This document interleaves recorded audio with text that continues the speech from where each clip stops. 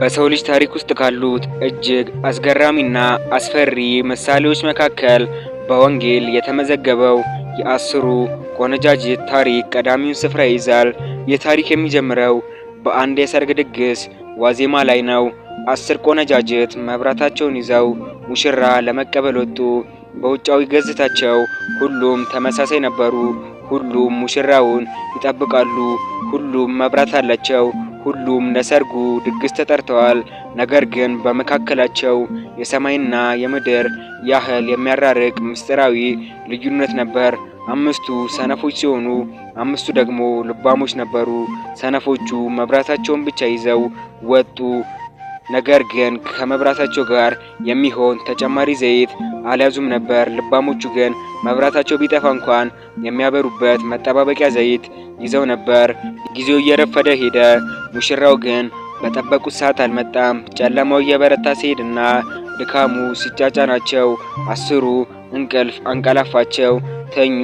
ይህ እንቅልፍ በሕይወትና በሞት መካከል ያለው ረጅም መጠባበቅ የሚያሳይ ነበር። እኩለ ሌሊት ሲሆን ግን ድንገት እነሆ ሙሽራው ይመጣል፣ ትቀበሉት ዘንድ ውጡ የሚል ታላቅ ድምፅ የምድርን ጸጥታ ሰበረው። 10ሩም ደንግጠው ተነሱ። መብራታቸውንም ሊያበሩ መዘጋጀት ጀመሩ። በዚች ወሳኝ ቅጽበት ግን በሰነፎቹና በልባሞቹ መካከል ያለው ልዩነት በግልጽ ታየ። የሰነፎቹ መብራት ሊጠፋ ሲል ዘይት እንደሌላቸው ተረዱ። ልባሞቹንም ከዘይታችሁ ስጡን፣ መብራታችን ሊጠፋብን ነውና ብለው ለመኗቸው። ልባሞቹ ግን ምናልባት ለእኛ ባይበቃንስ ይልቅስ ወደሚሸጡት ሂዱና ለራሳችሁ ግዙ ብለው መለሷቸው። ይህ ምላሽ ጨካኝነት ሳይሆን መንፈሳዊ ዝግጅት፣ ለሌላ ሰው ሊሰጥ ወይም ሊዋስ የማይችል የግል ኃላፊነት መሆኑን የሚያሳይ ነበር። ሰነፎቹ ዘይት ሊገዙ በሄዱበት ሰዓት ሙሽራው መጣ። የተዘጋጁት 5ቱ ልባሞች ከሙሽራው ጋር ወደ ሰርግ ገቡ። በሩን ተዘጋ። ከጥቂት ቆይታ በኋላ ሰነፎቹ ቆነጃጅት መጥተው በሩን ማንኳኳት ጀመሩ። ጌታ ሆይ ክፈትልን እያሉ በታላቅ ጭንቀት ጮሁ። ከውስጥ ግን የመጣው ድምፅ እጅግ የሚያስደነግጥ ነበር። እውነት እላችኋለሁ አላውቃችሁም የሚል ነበር። ይህ አላውቃችሁም የሚለው ቃል በአንድ ወቅት ሙሽራውን ለመቀበል የመጡትንና ስሙን ሲጠሩ የነበሩትን ሰዎች ተስፋ የሚያጨልም ሆነ። የዚህ ታሪክ ጥልቅ ምስጢር የሚገኘው በዘይቱና በመብራቱ ውስጥ ነው።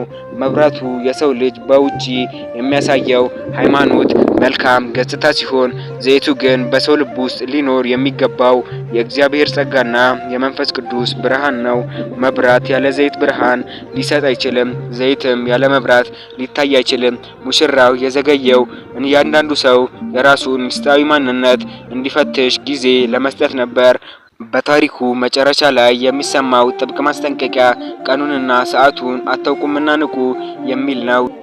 ይህ ታሪክ ለሰው ልጆች ሁልጊዜ የሚናገረው ትልቅ እውነት ቢኖር ዝግጅት በጊዜ እንጂ በችግር ሰዓት የሚደረግ አለመሆኑን ነው። ሰነፎቹ የጠፉት ሙሽራውን ስለማይወዱት ሳይሆን ለመጠባበቅ የሚያስፈልገውን ውስጣዊ ጥንካሬና ዘይት ስላልያዙ ነው። ውድ ተመልካቾቻችን ይህንን ቪዲዮ ላይክ እና ቻናሉን ሰብስክራይብ በማድረግ ይተባበሩን። በቀጣይ ቪዲዮ እስከምንገናኝ ደህና ይሁኑ።